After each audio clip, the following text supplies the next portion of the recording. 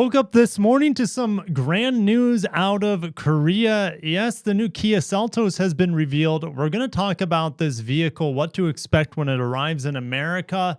And this vehicle kind of was one of the vehicles that really jump-started the hot subcompact crossover movement. And since it debuted the Seltos, I feel like that market has kind of lost its steam a little bit. You know, there has been no hybrid rivals to the Corolla Cross hybrid within that segment stateside. It's just mind-blowing with today's hybrid crazed market. Well, Kia's here to fix that, guys. If you're excited, grab your snacks and drinks, buckle in, and let's get into the new Kia Seltos. You know, the sales for the Seltos, actually for the month of November, they almost doubled up versus last November. Last year, the Seltos sales were all over the place, and it seems like they're still all over the place because the vehicle's down over 4,000 units on the year despite it having such a monster month in the month of November. All right, but let's get to the media page here. Kia unveils the all-new Seltos, a bold SUV with a strong presence to maximize user experience. What we're going to do is go through the images first because, well, we're all here for the design. No new car is going to sell well unless it looks good. So let's go ahead and pop. All right, the first image is actually of the back, and this kind of has that Tron reclaimer brackets. I mean, even Lexus has this sort of design styling on some of their new cars. If you look at the Lexus LFA concept, also a BEV, by the way, it has kind of these bracketed taillights. You know, the K5 has similar taillights. The K4 has a similar design. So I think it does set Kia apart for now. But hey, is Lexus following suit to Kia? Seems like with their new taillights. All right. So there are three main bodies. Okay, there's an X line. There's a GT trim, which I believe we're looking at the GT trim, which is more of like a sporty thing, and the X line be more of an off-roady thing. And then there's going to be the base trim or base body style. All right, so let's go ahead and get to the next image. Well, before we even do that, this looks like a mini EV9, and it's not an electric vehicle. And you could say it also kind of looks like Kia EV5, which we don't get in the United States. We'll get into the interior in a little bit. I want to go back over the exterior styling before we get in the interior. Door handles that pop in. I mean, the Kia EV9 is an amazing looking EV. You know, its good looks haven't helped it a whole lot because three-row EVs in America just don't sell that well. But we kind of also get shrunken down Sorento vibes. I like how also the daytime running lights are vertical, but also bracket to the tiger nose grille. I think it looks really, really sharp. Now you can see three different bumpers here, and possibly different grills too. But we have more of a sporty bumper right here. Maybe the base and the GT trims, and then this trim. Maybe this is the X line. I don't think this looks sportier. This looks more rugged. But let me know. They both look pretty good. I think this one looks better with the larger intake seemingly on the corners. But this kind of has more of a blocky bottom end to this model. But anyways, let's keep moving. I think regardless of the trim level you get, it's going to look good. All right. So this is a four-wheel drive version. It says 4X. I'm assuming that's four-wheel drive. I like the black roof rails. We have a panel roof on this subcompact crossover. Well, let's go back as well. Look, notice how the windshield wiper is tucked up. I just drove a Genesis GV80. Why do I bring that up? Well, it's a luxury Korean car, you know, the luxury version of Kia, you could say, in Hyundai. And that GV80, it could benefit from having the rear windshield wiper clean up into the spoiler like this has. All right. So that's nice. I like also the front end garnish of the bottom matches the rear end garnish. I think that looks nice. Maybe a little overstyled here with the plastic cladding at the bottom of the doors. It doesn't look terrible though. I still think the body lines are so clean that you can kind of get away with having a not perfectly designed bottom portion here. All right, so here's the other front end, which I prefer this front end with the more aggressive intakes here at the corners. I like the blacked out grille. This does this have paint matched wheel arches here? No, I think this is just a matte wheel arch, and this is a glossy black wheel arch.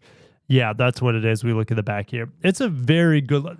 Is this the best looking subcompact cross? If it was available right now, and we'll get into the press release, we'll see when this is being released. But is this the best looking subcompact crossover on the market? It's better looking than HRV, but that's not hard to do. It's better looking than a Corolla Cross, but that's not hard to do. It's better looking than a Kona. That's also not hard to do. It's not better looking than a like a Bronco Sport. That's probably the best looking subcompact crossover in America, but it looks good. There's no doubt about it. So it's one of the best looking subcompact crossovers that's going to be available in the US market. Look at all these different interior options. It's kind of like a peach or a light brown mixed with beige. I like the contrast. It's very non-offensive. I like the drive selector here on the steering column, which opens up the storage and usability of the center console. This vehicle has, my gosh, memory seats, heated steering wheel, and look, the real buttons. Those are real buttons. I just got out of the new Sentra, and the new Sentra doesn't have, like, it's all touch capacitive. You know, as we go back to the climate control here, this has real switches for climate control, which I really like. Rotary dial is better and faster. There's no doubt about it. But the piano keys here are fine. It's way better than touch capacitive, way better than touch screen, way better than not having physical climate control. So I am happy with this. It's not the best in the world, but it's very aesthetically pleasing. The vents aren't too low either. They're in a decent spot. We also have physical buttons here instead of touch capacitive buttons, physical buttons for your shortcuts to the map, to the home, volume scroll wheel. I'm not upset about it because, again, it's better than no volume knob or physical volume interaction. You know, you get inside of a Volkswagen or so many other products, like the new CX-5 doesn't even have a volume knob. Now, a scroll wheel's good. It's not as good as a rotary dial. Okay, so I'm not mad about it. You also have but here's the thing. While I don't have a volume knob, Kia, Hyundai, and Genesis, wow, this steering wheel looks amazing, but they have the best volume control on a steering wheel. And it's because they incorporate their own scroll wheel for volume. And it also is a combo button to turn off the radio. Boom, I can turn it off right there. I don't have to move my hand at all, really, just my thumb. All right, notice how this scroll wheel is pretty superficial to where your thumb is going to be, so you don't need to move your hand and rotate your wrist a whole lot to access the volume on the steering wheel. Beautiful. And then right next to it is your presets. So what I was in a Hyundai recently. Oh, it was the Palisade, I think. The Palisade has the same exact layout for buttons and scroll wheels. And I could use both my middle finger to adjust the volume and my index finger at the same time to adjust my presets while keeping my hand on the wheel. All right. I felt like a magician because the controls are so well laid out and their physical buttons are not touch capacitive. This is beautiful. Even the mirrors, right? All the window switches here. Power folding mirrors. I don't know if we're going to get that in America, but that's pretty amazing. All right. We have drive mode button here, terrain mode button. And the like GV80 that I just got out of, that's a combination dial. You press it down to access terrain mode. All right, but it defaults as drive mode. But yeah, look, radar cruise control over here. This is how you page through your settings here on the center screen. So the only major gripe I have with this setup here, ooh, even a head-up display, dear gosh, they are loading this thing up with technology. But the only major gripe I have here is the climate control screen. It's in a terrible spot. I would prefer it to almost be laid out as a information bar at the top, because right now in Kias where they have the climate control screen, it is completely hidden behind the steering wheel. And no matter how far you push it in or pull it away, you still can't see your climate control menu here. It's frustrating. So that's really the only ding I have, is that this could be displayed in a better spot, so you don't have to look around your steering wheel to see your climate control settings.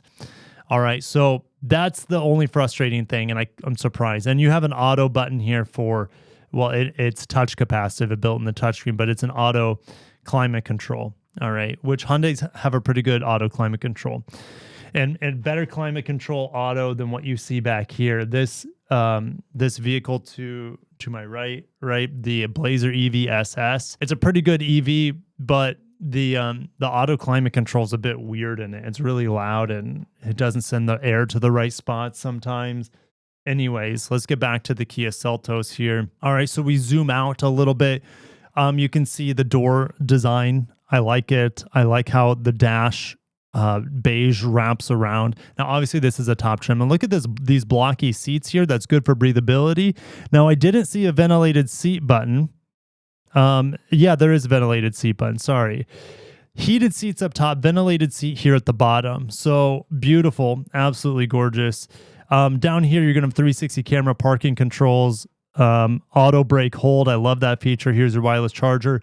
The customizable cup holders that you can use as cup holders. If you're not using them, you can use it for more storage. Absolutely brilliant. I love that about Kia vehicles. The front end, I mean, just looking at a front head on, gorgeous. Functional and minimal at the same time. Take note, like this is almost doing Scandinavian minimalism better than Volvo. Volvo, they just bake everything in the touchscreen and it can be frustrating, right? So very, very well done. Here's the black interior, but it's not just black. They kind of accent it with some beige. All right, this interior is a home run. Absolutely brilliant. I'm not sure about this little green accent here. That's a bit out of place, but we also have ambient lighting here on the door panel. Yeah, very good. It looks great. Happy. Look, even the detail here on the door. Okay, it's kind of like there's a vertical pattern, which is kind of nice to break up like a soft single texture. So I like how blending that texture in here. My wife would really appreciate that. Look at this Green Goblin interior. Holy cow. What? I don't know if I've ever seen an interior color combination like this. Even the steering wheel goes full on Green Goblin. Oh my gosh. I love it. I absolutely love it. I typically don't like dark interiors. They get pretty hot here in Florida, but they do hide a dirt and grime really well. But the accent in here is just badass. Typically we see red and black a lot. All right. That's the most common color you see to contrast with the black, or orange if you're looking at a Nissan, for example. This is spectacular. Wow, wasn't expecting that. So let's get into the press release. The images were pretty fantastic. Kia destroyed the design on it, I would say, overall. All right, so let's get into some of this information. Well, first of all, I want to go over some of the dimensions. It's about an inch, 1.8 inches longer front to back compared to the old one, which the Seltos was a little bit small for our market, I believe, in its class. It is, let's see here, it is about an inch taller than the previous outgoing US version, and then it's also the wheelbase is 2.4 inches longer. Let's see here, for the EU market, Sportage is just 3 inches longer than this, and it is an inch wider than this, and it is an inch, almost 2 inches taller than this. So not quite Sportage dimensions, but getting closer. You know, you look at the US spec Sportage, which is the long wheelbase, which is 183 inches long. This vehicle we're talking about here, the Seltos, is 174 inches long. Okay, so still much shorter than the US spec Sportage, which is great. The new trunk holds almost 19 cubic feet of space, which is about 3.5 cubic feet more than before. You also have dual level cargo floor. I also have a new image here of the X line.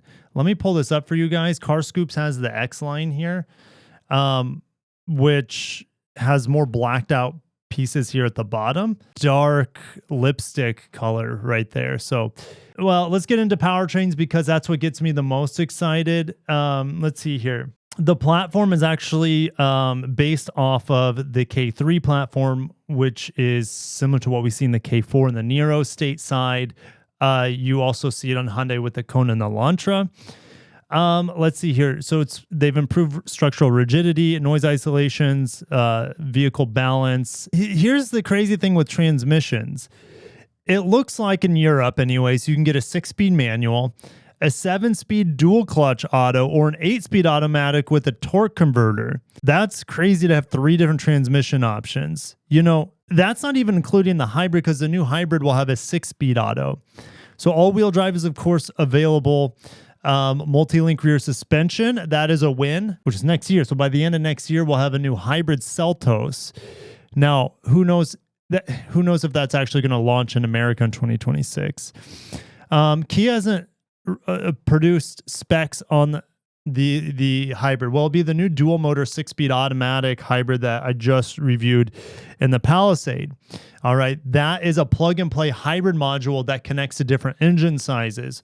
So it'll probably be, if I had to take a guess, it'll probably connect to a 2-liter naturally aspirated engine, possibly smaller. I don't expect it to be a turbo hybrid, but a 2-liter hybrid, similar to how the Corolla Cross is a 2-liter hybrid naturally aspirated engine. But this will have a silky smooth 6-speed auto with real gears shifting, and just really quiet and efficient operation. Check out this video around my head. If I remember, I'll probably put it at the end of my fuel economy, driving impressions, and fuel economy results on this new hybrid system on the new Palisade. I know that has a 2.5-liter turbo, but it kind of does shed light on how these new hybrids from Hyundai and Kia drive. All right, so production is expected to begin before the end of the year. So this month, initial rollout will take place in India, followed by launches in Korea, North America, Europe, and China over the course of 2026. Weird. Why initial rollout in India? Just for clarification here, the standard 1.6-liter turbo will be offered with the 7-speed dual clutch or 6-speed manual. The high output version, which is probably the only version I'm expecting in America, has up to 193 PS or 187 horsepower paired with an 8-speed automatic. This 8-speed automatic, while maybe not as fast as the dual clutch, a better transmission. It's far more robust, more reliable. That's the most important thing than the 7-speed dual clutch. Do I wish? God, man, I could pray, wish, and hope and dream we would have a 6-speed manual Seltos with a turbo. That would be awesome. Lucky you guys over in Europe and maybe India and other places in the world, they get a manual turbo Seltos. That just sounds so cool. The hybrid will also have vehicle to load, meaning I don't know how much power output, maybe 1,500 watts. If I had to take a stab for powering external electronics, that's pretty cool.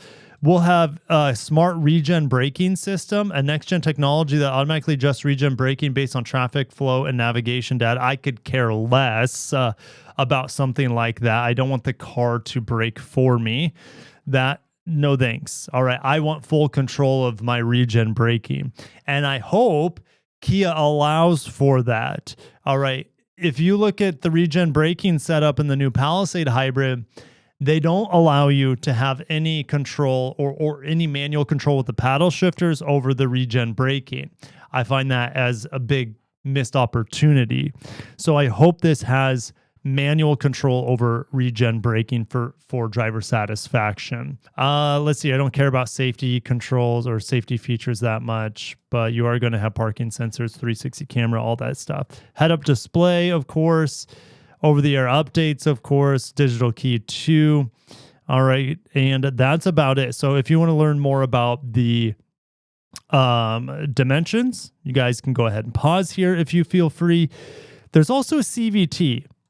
Where is this CVT going to be? Like, which trim levels? That must be the CVT will definitely come, I would say, with the 2-liter right here. That's where it's going to be attached to, the 2-liter. Unless this 2-liter, they also hook up to the hybrid, which will have a 6-speed, which they mention right here, 6-speed auto. All right, so a bit confusing there. Torsion beam is also, okay, here's the thing. This is something Toyota does. On the front-wheel drive models, they just put a torsion beam in there because it's cheaper to manufacture this way. But the all-wheel drive Toyota models have a multi-link rear. This is the same thing for this Seltos. Is the front-wheel drive models, a 2-wheel drive here, will have the torsion beam rear suspension. So not only there's a benefit here from going all-wheel drive, not just for better traction, possibly better acceleration, but the other benefit is better handling, better ride quality for sure. And your cargo capacity sometimes goes down with multi-links, but that's not the case here because it's the same with the torsion beam. Wheel option 16 all the way up to 19-inch wheels on a Seltos. Holy cow. All right. that is all I have to share with the new Seltos. I mean, this vehicle is gorgeous.